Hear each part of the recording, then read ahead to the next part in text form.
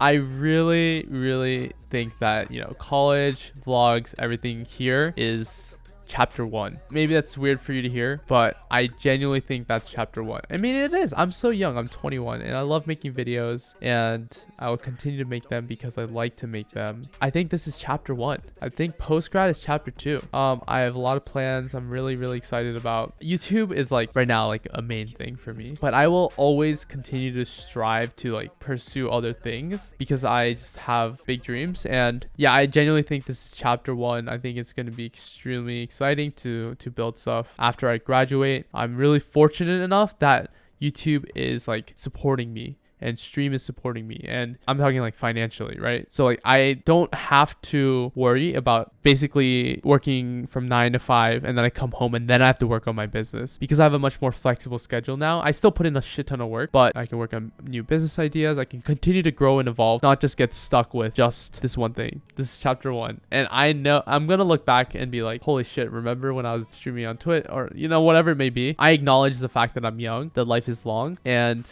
I have a lot to do. I'm just enjoying life, making the most of everything, still trying to build, and this is exciting. I'm very grateful. Like, there's a reason that like in a lot of religions, like people always say like pray and be grateful, right? Give thanks. It just makes you happy, like makes you like really realize, put things into perspective. I'm so grateful. I'm so fucking lucky. I have friends, like I have you guys. I have a job that I love. You know how rare that is to have a job that you love? It's rare. I'm in love with my job. I love making videos. I love streaming. I love working on the business side of all this stuff. It's just like, it's actually insane. I'm really grateful. Damn, I feel like I was tearing up there a little bit. I was just thinking about like my life for a second. It's crazy, yo. Life's crazy.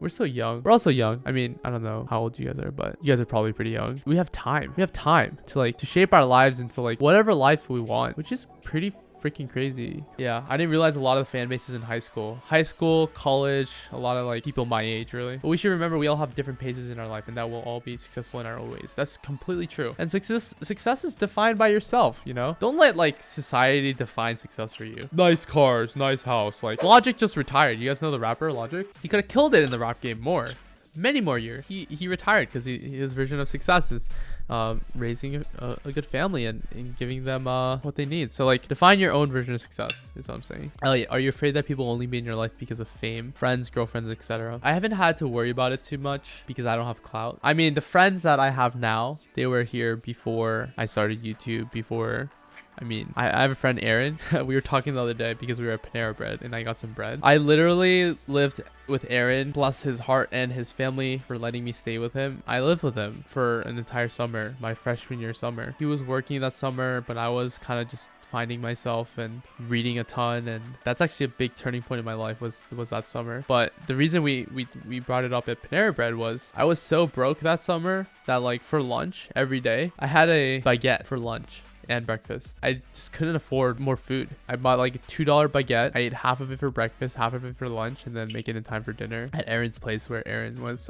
Aaron's parents like would make me dinner. Life has changed a lot since then, but Aaron was there when I was, you know, going through that. All my friends, like they've known me before I did YouTube. So obviously I meet more people now. I have a decent radar where I can tell when people are just being fake. If you're here with me for the long run, like, you know, my team, my friends, my family, people who really support me, we're going to the top together. You know what I mean? Like, I love to provide. I really like it. I think it's because I was the youngest child growing up, and my sisters really took care of me. A lot of older role models who took care of me growing up, and like, I want to be able to do that for other people because they did that for me. I wish there's a way for me to like have this type of conversation. Like, this is the type of conversation and discourse I want to put out on YouTube. And I have a lot more reach, right? There's 330 of you guys here, but it's live, so there's only so much I can do. I've always believed in tricking my audience into becoming better people. What does that mean, right? First of all, you have to speak the language. I, as a creator, need to speak the language of the people that I'm trying to impact. I want to put good out into the world, but if I'm not speaking your language, you're not going to listen. Trick. Why do I have to trick? The reason is, if I don't trick you, aka if I just sit in front of the camera and talk about this stuff, which I really, this is the reason I make videos, is I want to put good out into the world and I want to share my perspective on the world. If I just do that, what we just did right now, no one's gonna listen. Watch time's down, the numbers aren't gonna work out. I know how it works. And so that's why a lot of times I do like this type of conversation stuff. Not even for long, because people don't have the attention span for it, but just for a quick second in the middle of a video, because it's in a bigger, broader video that's just entertaining and people want to see that. People are there for the entertainment. It's easier to scroll mindlessly on YouTube than to watch a documentary that on Netflix that really challenges your mindset. But to challenge your mindset and to stimulate your mindset is really important. And so unless I make an entertaining video and then like sneak in some of that more meaningful, insightful stuff into the video, I'll reach more people by doing that than to just make a video about this stuff. So Casey's a good example of that. Like, right, I can always expect some exciting vlog that's entertaining, but I always end up getting some residual value out of it, which is him sharing his mindset. And that's my goal. I don't know if you've noticed it. I've never shared that publicly, but that's how I do it. Is like, I want to make entertaining videos so people will actually watch, and you know, once they watch, then I can hopefully trick them into being better people by helping them be happy, helping them be successful, by sharing the mindsets that I think that have helped me achieve the success that I've achieved so far. Make a podcast discussing this stuff. You're going to involve the mindset of your audience within minutes of listening to you. So much potential and meaning. Podcasts are great, and that's how you get deeper, right? I can get to deeper levels with people in the form of a podcast. There's two different things you can do when you're creating content. You can try to reach numbers, aka breadth, or you can try to reach depth. So depth is how meaningful and deep of a connection can you build with your audience, and breadth is how many people can you build a connection with. So there's different strategies, right? I think I have a good balance of both breadth and depth. Let's say someone does like a prank video, right, on TikTok. Those get a shit ton of views, and so you'll get a lot of views. That's the breadth audience, and you'll make money and you'll be successful as a creator. But you're not going to be able to impact them on a significant level. And then there's people who do depth, is they just try to make content that's really deep and just, yeah, it's just like not that entertaining. It's not super, it doesn't play the game, like the algorithm game. So then therefore, you don't get as much reach, but you get deeper with your audience. My goal is to balance the two. I want to reach as many people as possible and go deep with them as much as possible. How do I do that? Yes, I can make a podcast, and there's going to be, you know, few thousand, you know, maybe tens of thousands of people that listen and really achieve depth with me and what it is that I'm saying and sharing. But it's really hard to grow with podcasts, like in terms of reach. And so a little bit of both is what I'm aiming for. And I kind of want to do it all on YouTube. I want to make videos that will reach a lot of people, and I also want to make videos that are deep, and some of my videos are both. I feel like the deep videos are really long, which is why they like views, because people are scared to invest that time. Exactly. That's exactly the reason I don't make videos that are just sit down me talking about this stuff. I think this is the stuff that I want. This is, if it was up to me and it got views, this is the stuff I would just talk about. I would just sit down, press record, and I would talk about it. But it won't get views, right? Which is defeats the whole purpose. If my purpose is to help people live better lives, then I have to reach them first. That's the reason I like Twitch, is that I can get really deep with you guys. Yeah, I think I'd love to do it for YouTube too, but these kids, man, they just don't have any attention span. So if you're not making something that's, you sit down for a second and you lose them, which is why I think Casey's strategy is the best, which is the strategy I'm going for. Best advice you've ever gotten? I don't know. The thing about advice, right? You have to consider who it's coming from, and you have to consider the context that they have. Who's it coming from? What is their experience? And yeah, you have to get a variety of opinions. Don't just trust what one person says, because they might not know your situation.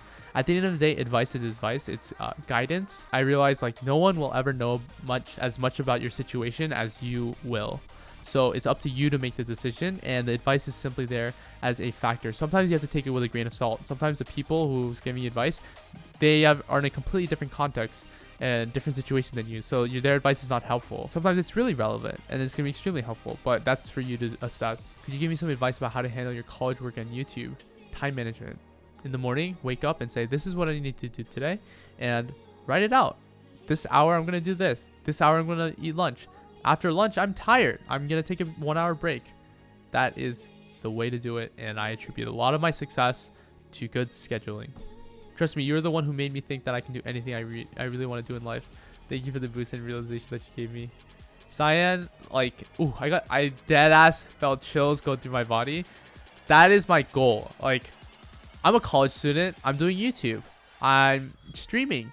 I'm working on a business. But yeah, there's no limitation to what I can do as a student or as a 21-year-old or as an Asian or as a guy or anything. There's no limitation. Like, this is my life. I'm fully in control. You know, I understand it's harder in high school when your parents kind of have a good amount of control over you. That's why I think I hold a lot of responsibility, because a lot of my audience is high schoolers going into college, and that is a very pivotal time in your life, a time when you can take control and you can literally do anything. You could drop out. You could, I mean, I don't recommend it, but you could drop out. You can go live in a fort. Like, I don't know. There's like, people say, no, I couldn't do that. But yeah, you can, because it's your life. You're in control. And it's such a pivotal time when people start to have control over their lives. And when you have control, that's when everything changed for me. Everything changed when I went to college, because that's when I started to have control. And I have control over my mindset, my lifestyle, my everything. And that's why I feel like when college started, that's when everything started to change for the better for me, because I started to really accept that responsibility of me having control of my life and trying to shape it into something good. Bro, I failed an interview yesterday. This is too real. It's okay, Cathagen. Sometimes your biggest failures are your biggest blessings. I have a very good example of that. Freshman year, I thought that I wanted to be a social media entrepreneur. The reason I bashed him so much was because I wanted to be one, and that's the reason I made my first videos. I made my first videos that were how to make money in college, how to make money flipping, reselling, and how to make money on Amazon, stuff like that. I wasn't even making like that much money on Amazon. Like, I don't even know if I was making money on Amazon, but I was still making these videos because I wanted to be a social media entrepreneur and I wanted to make money. And so that's what I thought I wanted. I thought that's what I wanted. I thought I wanted the check, and I thought I wanted to build these funnels, these sales funnels. The way I was going to do that was to get views on those videos about how to make money in college, about how to resell the, you know, entrepreneurship tutorials. I thought I wanted views so bad on those videos, and they flopped. They got hundreds of views, not thousands, you know, maybe max 200 views on a video. And I was upset, and I was like, hey, like, it didn't work out for these. Yeah, so like, I thought I wanted views on those videos, right? And so I was upset when they didn't perform. And this is, I'm trying to set up the story here. I genuinely thought that I wanted the views. I genuinely thought that's what I wanted. In hindsight, do you know how grateful I am that I didn't get those views? Because if those views had worked out, that would have directly shaped the direction of my content, and there's a chance that I would have never felt comfortable branching out into vlogs and stuff, and I would have been trapped making shitty videos about making money, and now I get to make videos about whatever the fuck I want. But I didn't know that when my videos flopped. I thought I was just, you know, I thought it was another failure. But in fact, it was literally the biggest blessing, because one of my lifestyle videos ended up popping off instead. And so now I can make videos about whatever I want. I can literally name my videos Beep Boop. I'm honestly gonna do it. I'm just gonna name my next video Beep Boop, some random shit like that, right? It'll still get views because I have built up a loyal viewer base. It would not have been possible with the other types of videos, and I would have been trapped, and I would have hated myself because I would have had to build out that business as people do in that business, which is flexing and making money. And I know that that's not important to me, and I know that's not important to, it's just not really sustainable long term. And yeah, that's just an example of how some things that like seem pretty terrible, they can also be a big blessing. Maybe the fact that you really did not do well on your interview is, maybe it's because you're supposed to do well on a different interview, or maybe that means you'll do well on a different, you know, I don't know what it may be. But sometimes I'm just saying, like, there are things that you think you want, and then it turns out you don't want them all along, and they were not good for you.